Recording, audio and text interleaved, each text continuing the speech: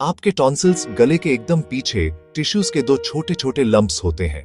एक left side पर होता है और एक राइट साइड पर। हेल्थी टॉन्सिल्स छोटे पिंक ओवल्स जैसे दिखते हैं।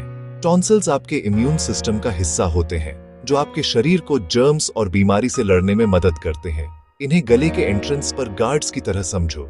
ये उन जर्म्स को फंसा लेते हैं जिन्हें आप सांस लेते समय अंदर लेते हो या निगलते हो, जिससे इन्फेक्शंस को और गहरा फैलने से रोकने में मदद मिलती है।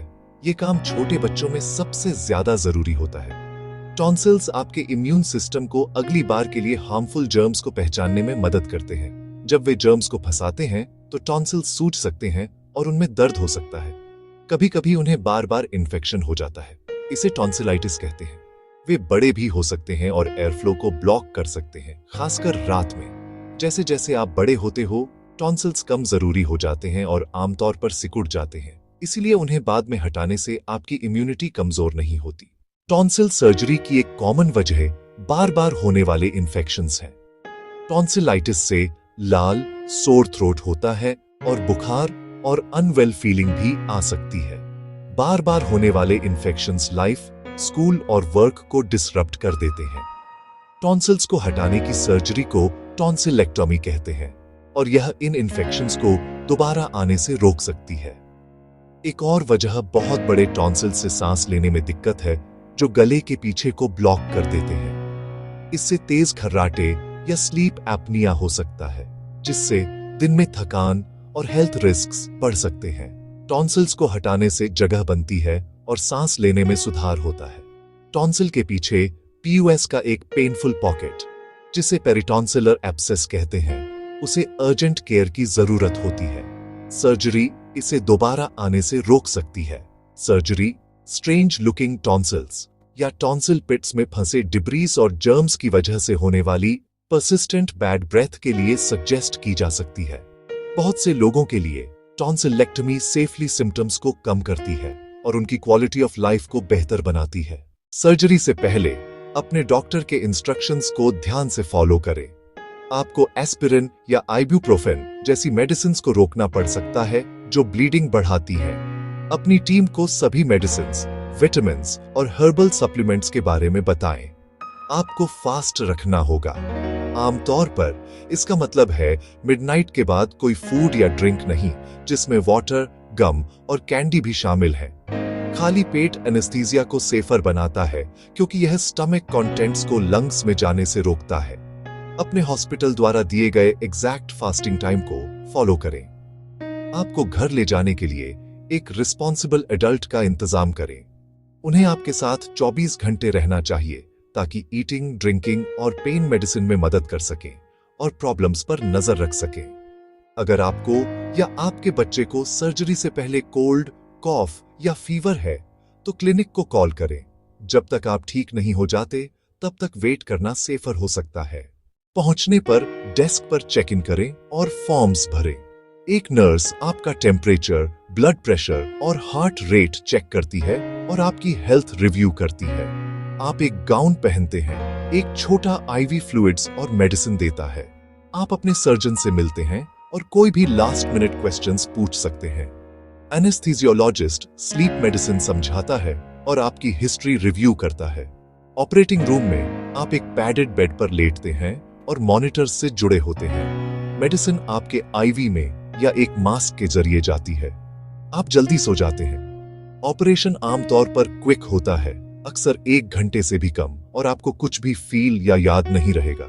आप रिकवरी में उठते हैं, स्लीपी और सोर थ्रोट के साथ। नर्सेस पेन मेडिसिन देती हैं। जब आप कंफर्टेबल होते हैं तो आप घर जाने से पहले वाटर या जूस के छोटे छोटे सिप्स लेते हैं। सोरे थ्रोट होना नॉर्मल है और यह 1 से 2 हफ्ते तक रह सकता है। प्रिस्क्राइब्ड पेन मेडिसिन रेगुलरली लें। पेन के टेरेबल होने का इंतजार न करें। हाइड्रेटेड रहना जरूरी है। कूल लिक्विड्स और एक ह्यूमिडिफायर कंफर्ट और हीलिंग में मदद करते हैं। अच्छे ऑप्शंस में वाटर, एप्पल जूस और इलेक्ट्रोलाइट ड्रिंक्स शामिल हैं। शुरू में हॉट, एसिडिक या कार्बोनेटेड ड्रिंक्स से बचें। Ice cream, yogurt, pudding, apple sauce और स्मूदीज जैसे सॉफ्ट फूड्स से शुरू करें। स्क्रैम्बल्ड एग्स और मैश्ड पोटैटोज आमतौर पर निगलने में आसान होते हैं। हार्ड, क्रंची और स्पाइसी फूड से लगभग 2 हफ्ते तक या जब तक परमिशन न मिले तब तक बचें। 1 से 2 हफ्ते की छुट्टी का प्लान करें। जेंटल वॉकिंग ठीक है, स्पोर्ट्स, रनिंग या हेवी लिफ्टिंग नहीं। हीलिंग में टाइम लगता है। जब आप टायर्ड हो तो रेस्ट करें और अपने डॉक्टर की सलाह मानें। किसी भी सर्जरी की तरह टॉन्सिलेक्टमी में भी रिस्क्स होते हैं। सबसे कॉमन है ब्लीडिंग। आपके सलाइवा में छोटे स्पेक्स पहले 24 घंटों में हो सकते हैं। स्कैब्स के गिरने पर लगभग 1 हफ्ते बाद और ज्यादा ब्लीडिंग हो सकती है। अगर आपको ब्राइट रेड ब्लड दिखता है, ब्लड कॉफ करते हैं या क्लॉट्स थूकते हैं तो तुरंत नियरेस्ट इमरजेंसी रूम जाए।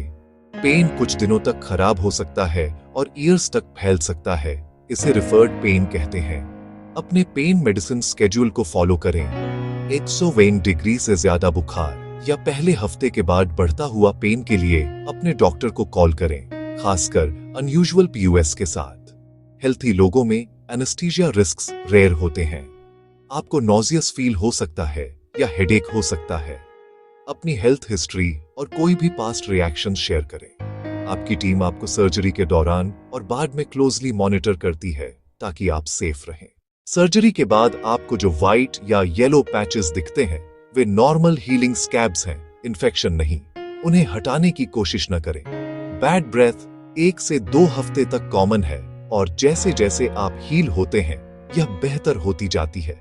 खूब फ्लूइड्स पिएं और अपने गले को मॉइस्ट रखें। शुगर फ्री गम चबाना मदद कर सकता है जब आपके डॉक्टर कहें कि यह ठीक है। ज्यादातर लोग 10 से 14 दिनों में रिकवर हो जाते हैं। बच्चे तेजी से रिकवर हो सकते हैं। घर पर रेस्ट करें। स्ट्रेन्युअस एक्टिविटी और फ्लाइंग से कम 2 हफ्ते तक बचें ताकि ब्लीडिंग रिस्क कम हो। फीवर, मेडिसिन से कंट्रोल न होने वाले पेन या पर्याप्त पीने में दिक्कत के लिए अपने सर्जन को कॉल करें। किसी भी अमाउंट के ब्राइट रेड ब्लीडिंग के लिए तुरंत इमरजेंसी रूम जाए। अपने इंस्ट्रक्शंस को फॉलो करें एंड क्वेश्चंस पूछें। आपकी टीम एक सेफ, स्मूथ रिकवरी चाहती है।